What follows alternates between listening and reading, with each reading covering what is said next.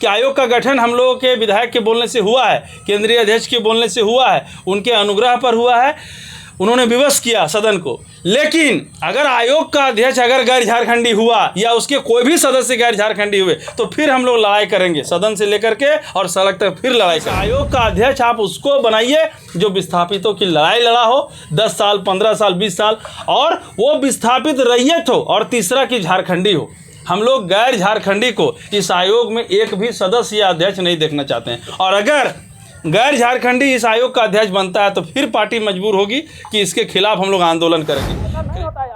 आप एक बार चलिए मेरे साथ, हर जगह विस्थापित लाठियां खा रहे, गोली खाए अध्यक्ष महोदय, मामूली विषय नहीं है।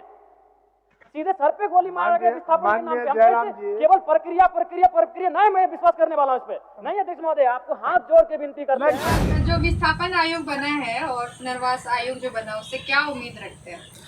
देखिए, विस्थापन आयोग और पुनर्वास आयोग, जैसा कि 2 शब्द में ही इसका जवाब है। हम लोग सरकार ना भटके ना हम लोग कोई भटके।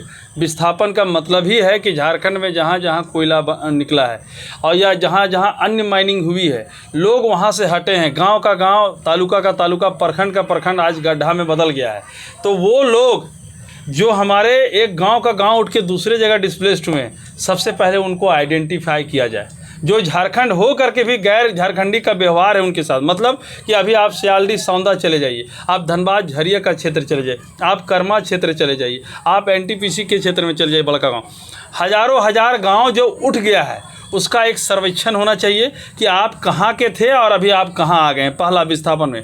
दूसरा बात, इस आयोग से हम लोग ये उम्मीद लगा करके बैठे हैं कि विस्थापन मतलब एक ज़मीन से उठा दिया गया है उनको वहाँ से, तो जो भूमि उन लोगों ने खतियानी दिया है, क्या उस भूमि का समुचित मुआवजा उनको मिला है? ये लैंड एक्विजिशन, भू अर्जन को एक लिस्ट बनाना चाहिए। जहाँ जहाँ माइनिंग हो गया है या माइनिंग होके ख़त्म भी हो गया है, पहला काम जो इस आयोग का होना चाहिए कि जो हमारे आदमी झारखंडी जिन्होंने अपनी ज़मीन दी, जो एक खेतीहर ज़मीन था, आज वो गड्ढा में बदल हो गया है, उन आदमियों को चिन्हित करना चाहिए, उन रैयतों को चिन्हित करना चाहिए। और आयोग को सबसे पहला क्वेश्चन मार्क भू अर्जन से करना चाहिए, लैंड एक्विजिशन से करना चाहिए कि आपने जो ज़मीन ली है क्या उनको मुआवजा मिल गया है एक एक डिसमिल का। दूसरा मेरा सवाल ये है कि जो लोग विस्थापित हुए हैं, क्या आपने भूमि का पैसा सिर्फ और सिर्फ रैयती ज़मीन का दिया है? क्या आपने जिरात ज़मीन का, क्या आपने गैर मजरूआ का, क्या आपने गैर मजरूआ खास का, क्या आप लोगों ने पेमेंट किया है या नहीं किया है? तो एक एक बिंदु पर इस आयोग को स्पेसिफिकली जांच करनी चाहिए। दूसरी बात, जैसे पुनर्वास शब्द उसमें लगा है, जिन जिन लोगों को डिस्प्लेस किया गया है उन लोगों को पुनर्वास के तहत क्या क्या मिला? क्या उनको घर मिला? ज़मीन के मामले में ये भी सरकार का प्रावधान है कि जो बिल्कुल रूप से भूमिहीन हो चुके हैं उनको 5 डिसमिल 3 डिसमिल घर बनाने के लिए दिया जाए। क्या उन लोगों को मिला?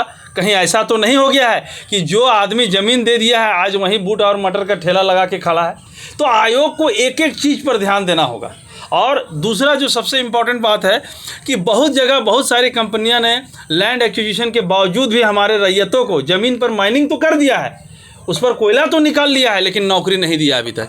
तो इस आयोग से हम लोग उम्मीद लगा के बैठे हैं कि जो हमारे रैयत भूमिहीन हो गए हैं, आपने कोयला निकाल लिया, बावजूद इसके उनको अगर नौकरी नहीं मिली है तो हम लोग ये उम्मीद करते हैं इस आयोग से कि उनको एकदम स्पेसिफिकली नौकरी दिया जाए और मुआवजा दिया जाए। और उसके लिए यह आयोग सिंगल विंडो सिस्टम लेके आए। जो विस्थापित हैं वो सिंगल विंडो सिस्टम सरकार लाए, चाहे ब्लॉक में लाए या जिला भर लाए, कि कोई भी विस्थापित आदमी अपना खतियान या ज़मीन का रसीद दे दिया तो भैया एक विंडो में एक सिस्टम के आधार पर वहाँ उसको सारा जवाब मिलना चाहिए। ये नहीं कि मेरा रैयत ज़मीन दिया है तो सीओ पास दौड़ रहा है, LRDC पास दौड़ रहा है, DC के पास दौड़ रहा है, फॉरेस्ट वाला के पास दौड़ रहा है, तो महाराज दौड़ते दौड़ते तो मर जाता है वो लोग। यही कारण है जादू मातो ऐसे अपने मिट्टी तेल लगा करके छिड़क के मर गए हैं कि न DC पास जा पाएंगे, न SDO पास जाएंगे, न CO पास जाएंगे, आदमी थक जाता है। तो विस्थापन आयोग सिंगल विंडो सिस्टम लेकर के आए, जहाँ पर विस्थापित अपना ज़मीन का कागज़ खाली रख दिया तो नौकरी कैसे मिलेगा,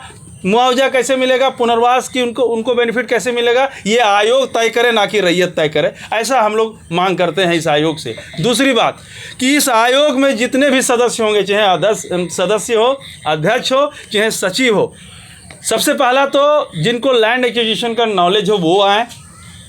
दूसरी बात कि जो व्यक्ति विस्थापित हो करके जिन्होंने विस्थापितों की लड़ाई की है, चाहे वो सामाजिक कार्यकर्ता हो, कोई बैरिस्टर हो, वकील हो, हमको मतलब नहीं है। तो सरकार से और इस आयोग से हम लोगों का मांग होगा सरकार से कि इस आयोग का अध्यक्ष आप उसको बनाइए जो विस्थापितों की लड़ाई लड़ा हो 10 साल, 15 साल, 20 साल, और वो विस्थापित रैयत हो, और तीसरा कि झारखंडी हो। हम लोग गैर झारखंडी को इस आयोग में एक भी सदस्य या अध्यक्ष नहीं देखना चाहते हैं, और अगर गैर झारखंडी इस आयोग का अध्यक्ष बनता है तो फिर पार्टी मजबूर होगी कि इसके खिलाफ हम लोग आंदोलन करेंगे। क्रेडिबिलिटी भी ले रहे हैं कि आयोग का गठन हम लोगों के विधायक के बोलने से हुआ है, केंद्रीय अध्यक्ष के बोलने से हुआ है, उनके अनुग्रह पर हुआ है, उन्होंने विवश किया सदन को। लेकिन अगर आयोग का अध्यक्ष अगर गैर झारखंडी हुआ या उसके कोई भी सदस्य गैर झारखंडी हुए तो फिर हम लोग लड़ाई करेंगे सदन से लेकर के और सड़क तक फिर लड़ाई करेंगे। और 3 साल का जो आयोग का जो टेन्योर है सो निर्धारित किया गया है उसका एक्सटेंशन ना मिले, और इस इंटीमेशन के साथ कि आपको 3 साल के अंदर पूरे झारखंड का सर्वेक्षण करके और विस्थापितों को न्याय देना है, और ये टेन्योर बढ़ाया नहीं जाए, माने डेट पर डेट, तारीख पर तारीख ना हो, और हमारे जो विस्थापित हैं उनको नाम चिन्हित किया जाए, उनको मुआवजा दिया जाए, उनको नौकरी दिया जाए, और उनके पुनर्वास की पूरी व्यवस्था हो। ऐसी हम लोगों का मांग है इस पूरे आयोग से और सरकार से।